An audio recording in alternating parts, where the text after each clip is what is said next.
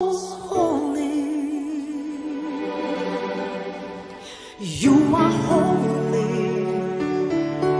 Oh, so holy.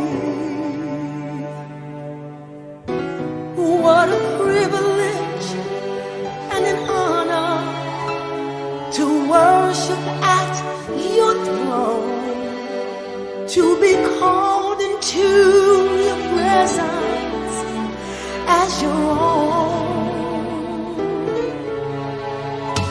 You are holy, holy, oh so holy. You're so holy, yes you are. Oh so holy. What a privilege and an honor to worship at your throne, to be called to your presence as your own. I want you to know that you're faithful, oh so faithful. You are faithful, oh so faithful. What a privilege and an honor to worship at your throne, to be called into your presence as your own.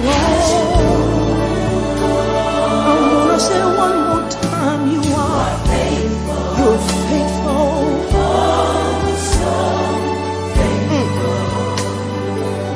You've never let me down. Yes, you are. So faithful. That's why I count it a privilege and an honor to worship your throne, to be called to your presence as your own.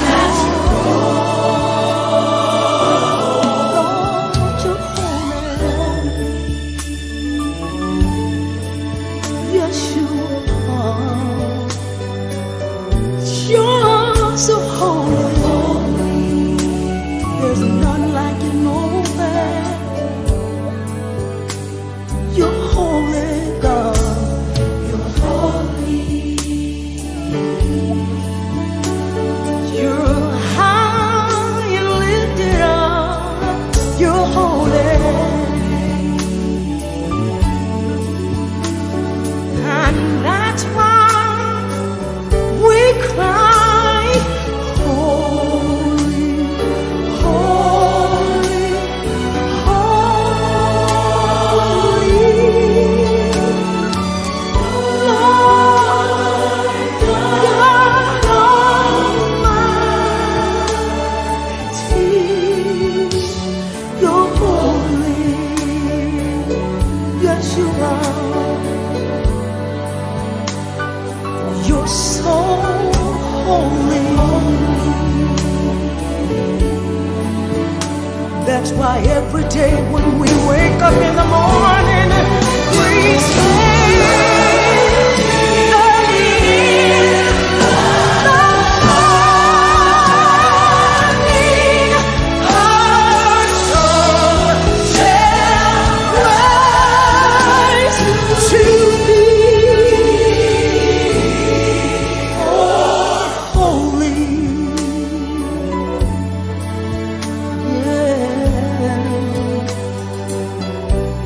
you're holy.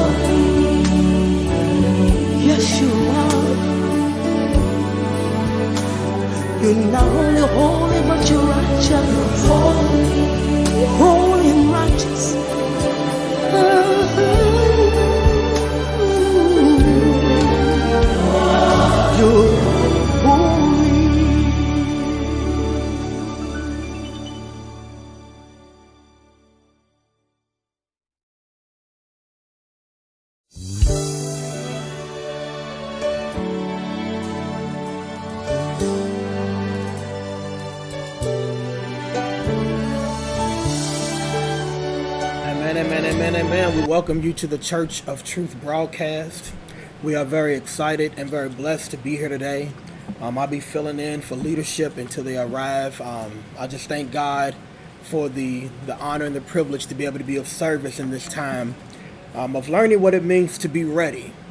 A true minister has to be ready when it's time for you to truly be used of God. And that's what we are being taught here at the Church of Truth. We are taught what it means to be able ministers of the New Testament. So that means our life should speak evidence that we are not living a life in sin. And we go, as they say, hard in the paint to truly drive the nail through the coffin that sin is not welcome here at the Church of Truth. We understand that we can live a life without sin. That's what we're being taught. And that's what the Lord wants his whole community. He wants the entire church that's all over the world to know that it's possible to live a life without sin. But we weren't taught those things coming up. We were taught that you couldn't stop sinning. We were taught that after you got water baptized, your sins were supposed to be taken away. But we found ourselves still doing the same sin that was supposed to be gone, but we didn't know how to examine it. We believed something, but we didn't understand what we believed. We didn't examine what it was that we was believing. We just said that we believed. But we had no understanding of what the sin that we thought was gone was truly doing to our spirit. We didn't understand that we did not really receive salvation. We received something that was not truly from God. We weren't receiving what God wanted to give to his people. We did not experience him saving us from sin. If the Lord came to save us from your sin, that should be something you would know. You would experience it happening to you. You would have to experience having a life without sin. So how is it that you can experience sin in the body, but you can't experience a life without sin in the body? But in that doctrine, that bad teaching, it doesn't have you to look and examine yourself, because you only know sin in the body. And if you're not doing it in the body, your mind, your sin tells you that you don't have it because you're not doing it in the body. But sin comes from the spirit. Man has to be taught that he's a spirit. Man has a will and the understanding. And in the will of man is evil. It's lust. And in the understanding of man is falsities. Bad doctrine, bad teaching that we were taught. In a lot of these well-known churches today, that doctrine. And it formed our mindset. It formed the way we thought about God. It formed the way we thought about Christianity. And we see people living a life that they said was of God, but what we saw was sin having dominion in the church, but everyone was just praising and worshiping God outwardly with the mouth, but the heart was far from it. Because we weren't taught how to conquer sin. We didn't know that we had to conquer sin. Because we thought sin was gone. But if it just so happens to come, ask for forgiveness. Why are you going to ask for forgiveness for something that's supposed to be gone? So you mean the Lord didn't take it? So we got water baptized and the sins was gone, but the Lord didn't have the power to take the sins, or he didn't have the power to keep the sins from coming back to us. Bad teaching. But we were brought up in that. We believed it. We made it our own. Our parents made it their own. They taught it to us. So they took that same bad doctrine into the household to raise the family up. They took it into church. They took it into school. They took it into work. A lot of the white supremacists went to the churches. After they left the church, they put their hoods on. They went to the KKK meetings. A lot of ones that are judges and in high positions in police went to the church. Everyone talking about how good God is. And then they go into their positions where they profane the position.